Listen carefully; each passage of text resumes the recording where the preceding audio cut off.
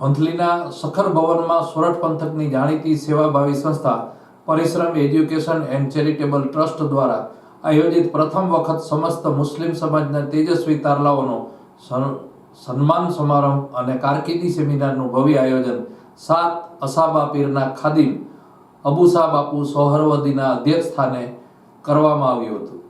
કાર્યક્રમનું ઉદ્ઘાટન શરીયત મૌલાના રઉફ સિરાજી સાહેબે કર્યું હતું। કાર્યક્રમ પૂર્વે ઇસ્લામી માસના પ્રથમ માસની શરૂઆત મોહરમ માસથી થતી હોય। મોહરમ માસ બલિદાન અને ત્યાગનો સંદેશ આપતો હોય અને અસત્ય સામે સત્યના વિજયનો મહિમા આપતો મહિનો ઇમામ હુસેન અને શહીદે કરબલાની યાદ અપાવે છે। ત્યારે ઇમામ હુસેન સહિત 72 શહીદોને કરબલાને શ્રદ્ધાંજલિ આપી કાર્યક્રમની શરૂઆત કરવામાં આવી હતી। ત્યારબાદ ધોરણ 1 થી 12ના મુસ્લિમ સમાજના તેજસ્વી વિદ્યાર્થીઓનું સન્માન શ્રેષ્ઠીઓ અને ઉપસ્થિત મહેમાનોના હસ્તે સન્માન કરી સ્કૂલ બેગ અને પ્રમાણપત્ર એનાયત કરવામાં આવ્યા હતા। સંસ્થાના પ્રમુખ ઇરફાન શાહે ઉપસ્થિત વિદ્યાર્થીઓ, વાલીઓ અને મહેમાનોનું શાબ્દિક સ્વાગત કરી પોતાના વક્તવ્યમાં જણાવ્યું હતું કે મુસ્લિમ સમાજમાં ઘર કરી ગયેલા કુરિવાજો અને ખાસ કરી લગ્ન પ્રસંગોમાં દેખાદેખી સાથે કરાતા વિશાળ ખર્ચાઓને બંધ કરી શિક્ષણ પાછળ ધ્યાન આપવા અનુરોધ કર્યો હતો।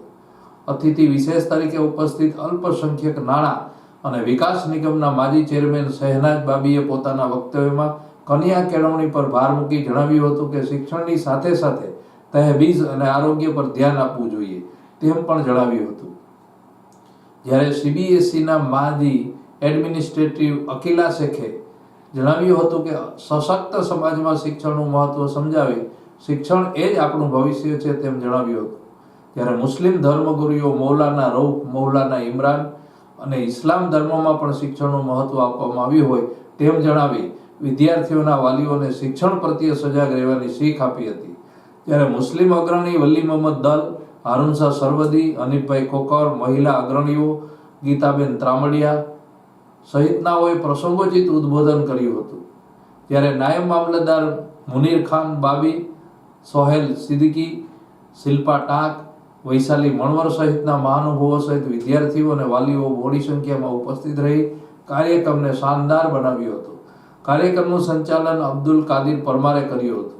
જ્યારે કાર્યક્રમને સફળ બનાવવા સંસ્થાના પ્રમુખ ઇરફાન શાહ સરવદી, અશરફભાઈ નાગોરી, રફીક શાહ સરવદી, ઇમરાન બાપુ, રહેમાન શાહ સરવદી, ફૈઝાના શાહ મદારે જહેમત ઉઠાવી હતી।